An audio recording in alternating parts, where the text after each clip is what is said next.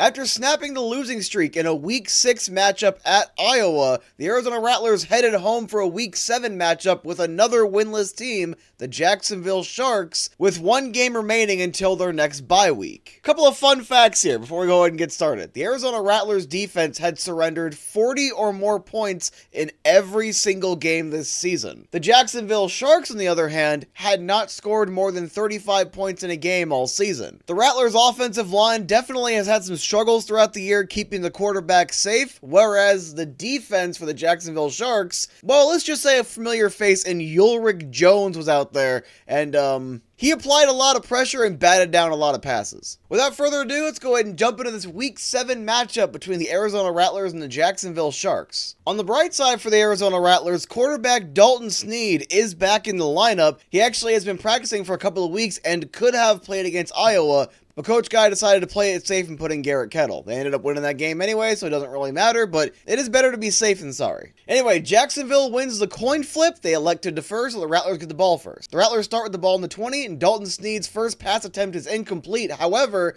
because of an illegal contact penalty, Rattlers get a first down anyway. Then Jamal Miles runs for 10 yards and another first down. The Rattlers start off this game moving the ball pretty well. Then they just didn't. So in back-to-back plays, Dalton Snead was brought down behind the line of scrimmage, making it 3rd and 6. He had a pass nearly picked off going for 4th down, and then his next pass went absolutely nowhere. Turnover on downs about 3.5 minutes into the game. Early on in Jacksonville's first offensive possession, there is a 33-yard reception, putting the ball at the 5-yard line, putting Jacksonville in very good field position. Then at the 7-minute, 55-second mark of the first quarter, Cameron Solomon, a 5-yard rushing touchdown. Jacksonville's on the board first, and just like that, it's 7-0. Rattlers start in the 20-yard line again. There is a massive pressure by former Rattler Ulrich Jones, and Dalton Snead's pass went nowhere to make it a 2nd and 10. Then a couple of plays later, Dance brought down Snead for a 4th down. Dawson Evans comes in, kicks a 35-yard field goal, making it 7-3 with 3 minutes and 6 seconds to go. Jacksonville's Johnson returns the kick for a touchdown. However, there were flags on both sides. We get a re-kick, and the Rattlers caught a massive break there. On the re-kick, Dawson Evans, in what I believe is the first deuce I've ever seen the Rattlers score, he hits the deuce, making it 7-5 and bringing this game to within a field goal. The Rattlers force a turnover on downs, and after the first quarter, it is 7-5 Jacksonville. 25 seconds into the second quarter, Kevin Guy challenges the play for illegal defense.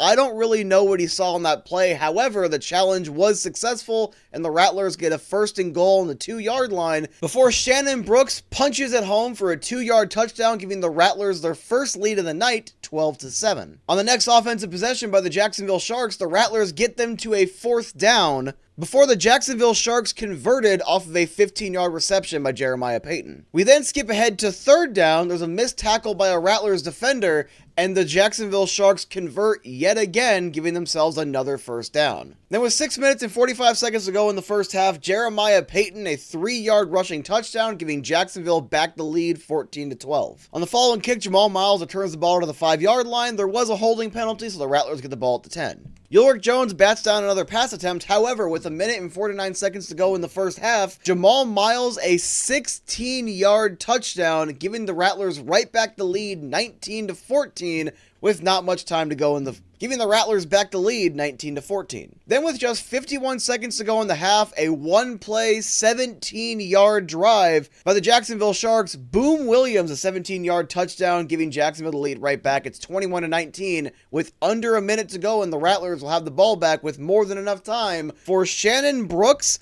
to punch home the ball on a 1-yard rush to give the Rattlers a 26-21 lead heading into halftime. Just a couple of miscellaneous notes I want to throw out here. Dalton Snead did not record his second complete pass until sometime in the second quarter. There was definitely some struggles early on. The ball got moving a lot better as the game progressed. However, there definitely was some rust and a couple of bad plays by Dalton Snead. I feel it's safe to assume those will get figured out over the course of the next few weeks. Hell, Dalton even mentioned it in the post-game press conference. On the negative side, I can't turn the ball over in fourth quarter. 6 minutes left. We're an opportunity to go down and put the game game away. And as a leader, as your quarterback, you can't turn the ball over. So that's entirely on me. That's going to get fixed. That's going to get drilled for sure in practice. I'm going to throw probably about 300 dig routes this week, but that'll get fixed. Start of the second half, Jacksonville immediately returns the kickoff for a touchdown. I had it noted as Isaiah Johnson. However, the official score goes to DJ Stubbs. I'm just going to defer to the official IFL scorecard, but I had it as Isaiah Johnson. Anyway, the Sharks immediately get the lead right back, 28-26. Not long after that, 4 plays, 28 yards, in 3 minutes, Jamal Miles, a 25-yard touchdown. Jamal Miles had multiple touchdowns, including one that was just this ridiculous catch where he goes over the boards catching it. And funny enough, Jamal Miles, I mention it every single opportunity I have, ASU alumni. I was actually talking a little bit of ASU baseball with a fellow media member up there, so at that exact moment, ASU connection. Then with 8 minutes and 22 seconds to go in the third quarter, Amari Alexander records his first interception of the season. The Rattlers get the ball right back. Unfortunately, within a couple of plays, the Rattlers fumbled the ball, but at the same time, Amari Alexander had a phenomenal defensive play there. And I do just want to say this, the defense played really well, particularly in that second half,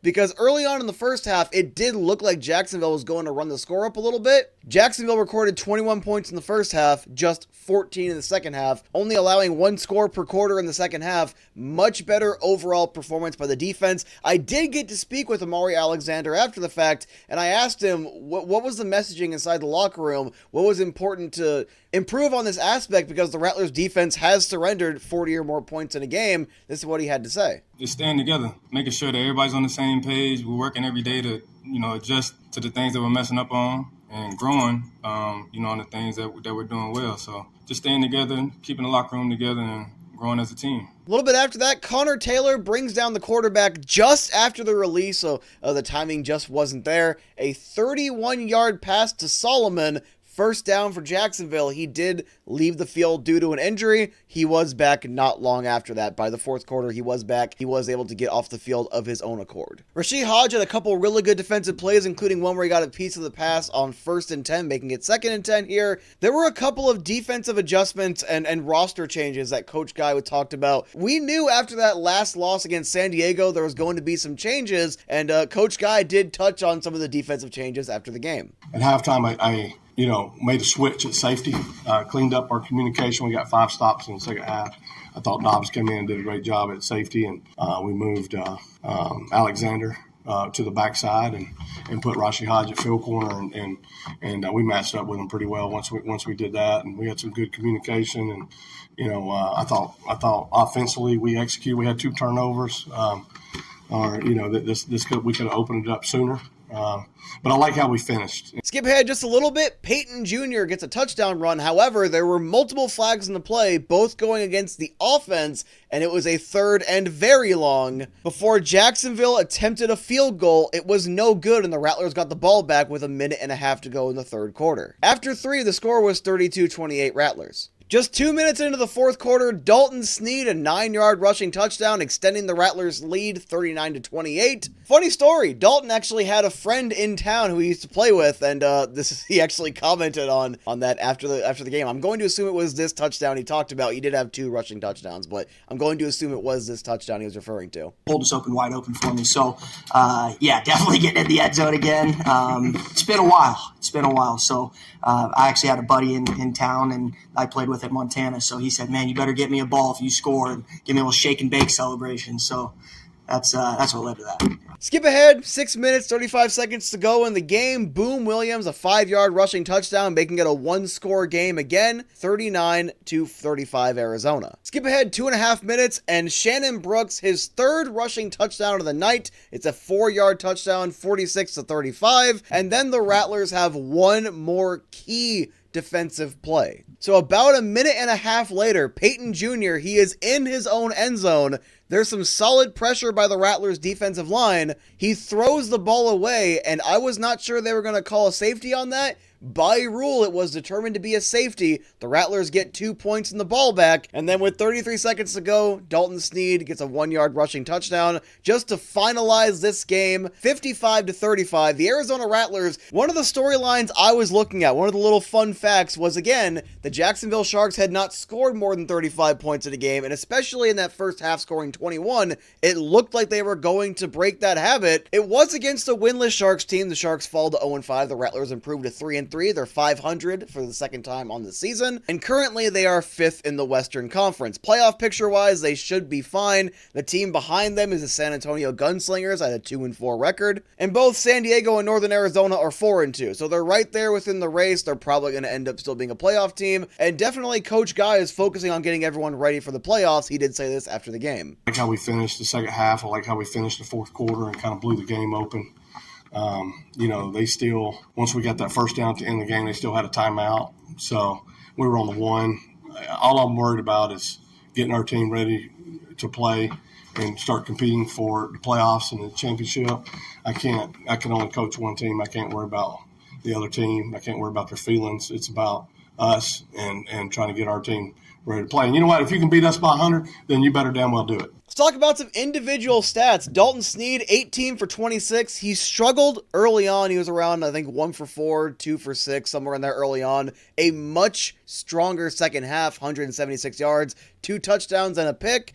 It is what it is. He did take 1 sack. After the game, Dalton had this to say after being out since week 1 of the season. I still get the same effect going out there for the first play. So I've been itching, for the past 4 weeks to get out here. So it's been good. It's been a long journey of, rehab and getting back to 100%, but felt good just to be out there with the guys and get that camaraderie and that team feeling back together. Let's go ahead and talk about rushing the ball. Jamal Miles, 7 attempts, 39 yards. Sneed, 8 attempts for 33 yards and 2 touchdowns. And Shannon Brooks, 11 attempts, 24 yards, and 3 touchdowns. It has been phenomenal to have Brooks back over the last couple of games. That's 5, 6 touchdowns in his last couple of games. The guy's been playing phenomenal. Actually, we got to talk to him after the game as well. So here's a random quote about him running into people.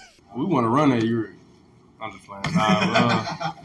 I don't really get too much in, the game plan. We know we got to run the ball. We know we got to pass the ball. We know we got to catch the ball. On the receiving end of the ball, Corey Reed, 5 receptions, 60 yards. Jamal Miles, 5 receptions, 58 yards, and 2 touchdowns. And Glenn Gibbons Jr., who's been the best receiver on the team, 7 receptions, 49 yards. And then Brooks also had a reception for 9 yards. I did ask Coach Guy after the fact because it's definitely felt like the offense has been over-reliant on 1 or 2 receivers. It's good to see the ball getting spread around a little more, so I asked him if that was by design. The defense dictates where the ball goes. So, whatever they're giving us, our quarterbacks are taught to read the defense, go through their progressions, and give it to the right people.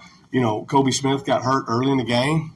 I was sitting there shaking my head here we go again. But Reed came in. I thought Reed made some tough catches today.